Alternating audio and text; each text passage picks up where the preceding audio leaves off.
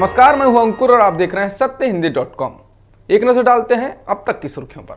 महाराष्ट्र के गृह मंत्री अनिल देशमुख ने अभिनेत्री कंगना रनौत के बयानों पर सख्त टिप्पणी करते हुए कहा है कि ऐसे किसी भी व्यक्ति को मुंबई में रहने का अधिकार नहीं है जिसे लगता है कि वो मुंबई में सुरक्षित नहीं है।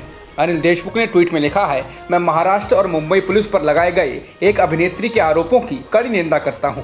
हमारी पुलिस बहादुर है और वो राज्य भर में अपनी ड्यूटी निभाने और कानून व्यवस्था का पालन करवाने में सक्षम है। जिसे भी महसूस होता है कि वो यहाँ सुरक्षित नहीं है, उसे यहाँ रहने का कोई हक नहीं है। विवादों में घिरी कंगना रनौत ने कहा कि वो 9 सितंबर को मुंबई लौट रही हैं। उन्होंने एक ट्वीट में लिखा, मैं देख रही हूं कि लोग मुझे मुंबई नहीं लौटने की धमकी दे रहे हैं, इसलिए मैंने अगले सप्ताह 9 सितंबर को मुंबई जाने का फैसला किया है। किसी में हिम्मत हो तो रोक ले।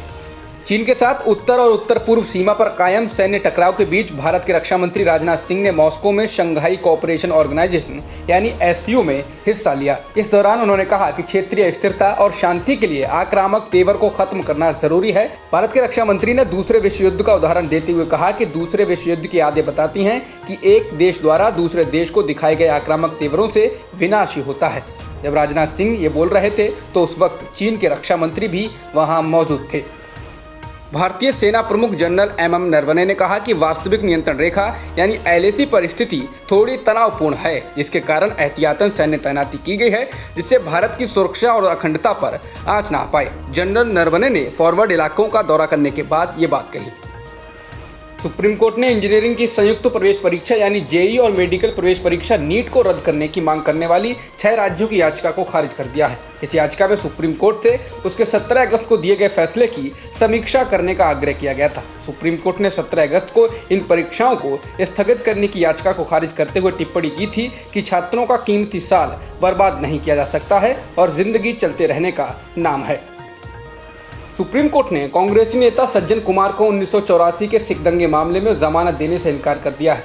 भारत के मुख्य न्यायाधीश शरद अरविंद बोबड़े के नेतृत्व वाली बेंच ने सज्जन कुमार को जमानत नहीं देने का फैसला किया है। बेंच ने कहा कि इस मामले में कोर्ट रूम में सुनवाई शुरू होने के बाद अपील की जा सकती है। बिहार चुनाव के साथ देश की 64 विधानसभा और 1 लोकसभा सीट पर उपचुनाव होगा, ये ऐलान चुनाव आयोग ने किया है। चुनाव आयोग ने कहा कि 29 नवंबर से पहले बिहार में विधानसभा चुनाव करा लिया जाएगा।